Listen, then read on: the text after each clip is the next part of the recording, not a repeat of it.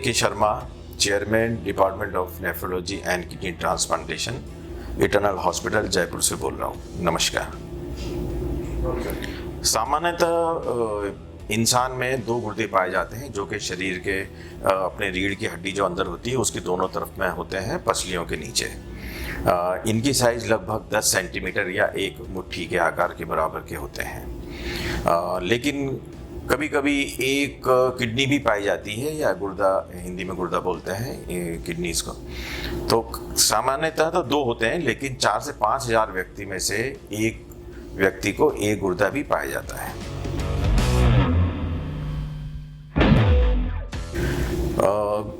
गुर्दों का शरीर में काफ़ी जरूरी कार्य होता है। ये अपने शरीर को पूरी तरह से साफ रखते हैं एक प्रकार से। मुख्य जो इसका कार्य होता है वो शरीर में पानी के बैलेंस को बनाना है। जैसे कि अपन ठंड में जो पानी पीते हैं, अगर अपन ज़्यादा पानी पीते हैं तो ज़्यादा यूरिन आता है, और गर्मी में अपन सामान्यतः ये अपन देखते हैं कि गर्मी अधिक होती है तो यूरिन कम आता है। तो ये बॉडी का डिफेंस सिस्टम होता है। किडनी सेंस कर लेती है कि बॉडी में कितने पानी रखने की ज़रूरत है, उसी हिसाब से यूरिन बनाया जाता है। दूसरा कार्य शरीर की क्रियाओं से जो वेस्ट प्रोडक्ट्स जो तत्व बनते हैं उनको निकालना, ये भी एक जरूरी कार्य है। जैसे कि अपन देखते हैं कि जब किडनी में खराबी आती है तब यूरिया और क्रिएटिन नाम के दो तत्व जो कि हम लेबोरेटरी में टेस्ट कराते हैं, ये बढ़े हुए पाए जाते हैं। तो ये जो तत्व होते हैं शरीर की क्रियाओं से बनते हैं शरीर में, और गुर्दे द्वारा इसको निकाला जाता है। और जब गुर्दे कम काम करते हैं तो इनका लेवल शरीर में बढ़ जाता है। लेबोरेटरी में इनकी जांच के आधार पे हमको ये आइडिया लग जाता है, डॉक्टर्स को ये पता चल जाता है कि इनके किडनी इनकी इतने % कार्य कर रही है। इसके अलावा और अगर कार्यों की बात करें तो जैसे खून जो शरीर में जो बनाया जाता है वो किडनी में एक हार्मोन निकलता है जिसको इरिथ्रोपोइटिन बोलते हैं, उससे बनता है। वो बड़ी हड्डियों में जाके वो हार्मोन असर करता है, इसलिए खून बनता है। और किडनी जब कम काम करती है तो खून की कमी पाई जाती है। उसकी वजह भी यही है कि ये हार्मोन की मात्रा कम हो जाती है। और गुर्दे के फंक्शन की बात करें तो शरीर में हड्डियों की संरचना को, हड्डियों को मजबूती देने का, कैल्शियम मेटाबॉलिज्म का, ये काम इनका गुर्दों का ही होता है। अगर अपन बात करें कि गुर्दे खराब होने के लक्षण क्या होते हैं, तो कई तरीके से पेशेंट में तरह तरह के लक्षण हो सकते हैं। जो सामान्यतः पाया जाता है वो पाया जाता है शरीर में फीकापन आना या भूख लगना कम होना और कमजोरी होना, ये लक्षण अधिकतर पाए जाते हैं। किसी किसी मरीज में कोई तकलीफ नहीं होती और पैरों पे सूजन आने लगती है। किसी किसी व्यक्ति में सांस में उठाव होने लगता है, और किसी किसी व्यक्ति में उल्टी चालू जाती है। कभी कभी ये डिजीज इतनी स्लोली प्रोग्रेस करती है कि कभी कभी पेशेंट को फिट्स आने लगते हैं, तब पता चलता है कि उनको किडनी फेलियर हो गया है। अब अपन कारणों की बात करें कि गुर्दे क्यों खराब होते हैं, तो सामान्यतः ये देखा गया है कि डायबिटीज अगर कंट्रोल नहीं हो, अपनी ब्लड शुगर अगर कंट्रोल नहीं रहे लंबे समय से, तो किडनी पे असर करते ही है। जो किडनी के फिल्टर्स होते हैं जिनको अपन ग्लोमेरुलस बोलते हैं, इन पे असर हो जाता है। इसकी वजह से डायबिटीज में किडनी खराबी होने लगती है। और अगर कारणों की बात करें तो अगर ब्लड प्रेशर कंट्रोल नहीं हो किसी व्यक्ति का, दवाई नियमित नहीं ले पाते हो, तो भी किडनी खराब हो जाती है। और कारणों की बात करें तो कभी कभी ये भी होता है कि अक्सर पेशाब में इन्फेक्शन जो होता है वो, या फिर स्टोन वगैरह की प्रॉब्लम किडनी में हो, जिसका कि उचित समय पर उपचार नहीं हुआ हो, डॉक्टरी सलाह नहीं ले सके हो किसी वजह से, तो वो भी एक गुर्दे खराब होने का है।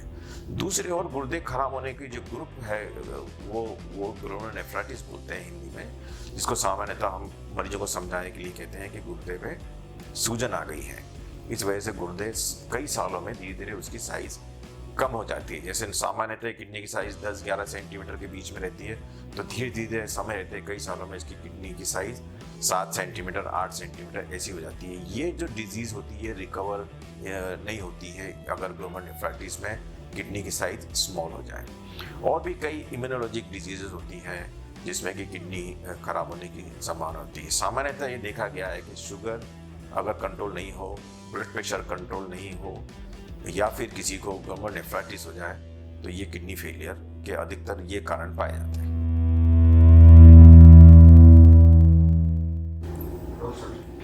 जहाँ किडनी फेलियर की बात करते हैं तो अपन ये भी बात करते हैं कि किडनी फेलियर दो प्रकार के होते हैं। एक तो होता है एक्यूट किडनी फेलियर, जो कि कुछ दिनों या कुछ हफ्तों में हो जाता है। दूसरा किडनी फेलियर होता है क्रॉनिक किडनी डिजीज या क्रॉनिक रीनल फेलियर, जो कि कई महीनों में या सालों में होता है। जो क्रॉनिक रीनल फेलियर है, जो कि कई लंबे समय में होता है, वो रिकवर नहीं होता है, इरिवर्सिबल होता है, जिसके कारण मैंने अभी बताया आपको, शुगर है, ब्लड प्रेशर है, या तो ग्लोमेरुलोनेफ्राइटिस है, या स्टोन डिजीज है, या यूरिन में इन्फेक्शन हो, या कोई इम्यूनोलॉजिक डिजीज हो। लेकिन जो अचानक गुर्दे खराब होते हैं, उनकी वजह अधिकतर प्रेगनेंसी से रिलेटेड, अगर किसी महिला को प्रेगनेंसी के दौरान कुछ कॉम्प्लिकेशन हो गया, ब्लीडिंग अधिक हो गई है, या फिर कोई व्यक्ति का एक्सीडेंट हो गया है, या किसी व्यक्ति को कोई इन्फेक्शन हो गया हो, ब्लड प्रेशर कम हो गया हो, या खून के दस्त लग गए हो, खून की उल्टी हो गई, या फिर उल्टी दस्त वैसी भी हो गए हो जिसकी वजह से पानी की कमी आ गई हो, तो ये वजह से किडनी फेलियर जो होता है वो एक्यूट रीनल फेलियर होता है। ये किडनी फेलियर ठीक होने की पूरी संभावना रहती है। अगर अपन गुर्दे खराब होने की उपचार के विषय में बात करें तो जैसा मैंने बताया कि जो एक्यूट किडनी फेलियर होता है वो तो जो वजह से हुआ है उसको ट्रीट करने से ये ठीक हो जाता है। जैसे अगर किसी महिला को किसी ब्लीडिंग अधिक होने से हो गया है तो उसको ब्लड की कमी पूरी करना है, या फिर किसी को शरीर में पानी की कमी हो गई है, उसकी वजह से किडनी खराब हो गई तो वो कमी को पूरी करना है। अथवा इन लोगों को कई बार कुछ समय के लिए डायलिसिस की भी जरूरत पड़ जाती है, लेकिन ये अधिकतर ठीक हो जाते हैं और ठीक होने में इनको 4 से 6 हफ्ते या कभी कभी 8 हफ्ते भी लग सकते हैं। ये तो हो गया एक्यूट किडनी फेलियर और ये ठीक हो जाता है। अब प्रश्न आता है क्रॉनिक रीनल फेलियर का, जो कि ठीक नहीं होता है। जहाँ तक इनके उपचार की बात करें तो शुरू की जो स्टेज होती है, जैसे कि किडनी फेलियर जो कि इरिवर्सिबल होता है, उसकी 5 स्टेज होती हैं। पहली, दूसरी, तीसरी स्टेज में या चौथी स्टेज में तो दवाइयाँ ही चलती हैं, जैसे ब्लड प्रेशर का कंट्रोल रखना, या किसी को शुगर है तो शुगर का इलाज करना, यूरिन में इन्फेक्शन ठीक करना, कैल्शियम की दवा देना, अथवा खून बढ़ाने के इंजेक्शंस वगैरह देना। ये तो हो जाता है पहले की 4 स्टेज में। लेकिन जब व्यक्ति 5वीं स्टेज में पहुंच जाता है, अथवा जब GFR जो कि किडनी का मेजरमेंट होता है, किडनी फेलियर के नापने का एक मापदंड होता है जिसको GFR बोलता है, ये अगर 15% से कम हो जाता है तो पेशेंट को स्टेज 5 में कहा जाता है। उस समय डायलिसिस ही एडवाइज रहती है, और जब डायलिसिस की जरूरत होती है तो पेशेंट को ट्रांसप्लांट भी एडवाइज किया जाता है। अब अपन बात करें डायलिसिस की, तो डायलिसिस 2 प्रकार के होते हैं। एक तो मशीन की डायलिसिस जो कि हॉस्पिटल में ही होती है, ठीक है, जो हफ्ते में 2 या 3 बार करी जाती है। दूसरी डायलिसिस होती है पेट की, जो कभी कभी किसी मरीज में मशीन की डायलिसिस करने में दिक्कत है तो उनको पेट की डायलिसिस बोलते हैं, जिसको CABD बोलते हैं, जो कि घर में ही हो जाती है। उसके लिए पेशेंट को अस्पताल में बार बार हफ्ते में 2 या 3 बार आने की जरूरत नहीं है। हाँ, ये जरूरी है कि उसमें इन्फेक्शन की संभावना रहती है तो पेशेंट को प्रिकॉशंस रखना पड़ते हैं।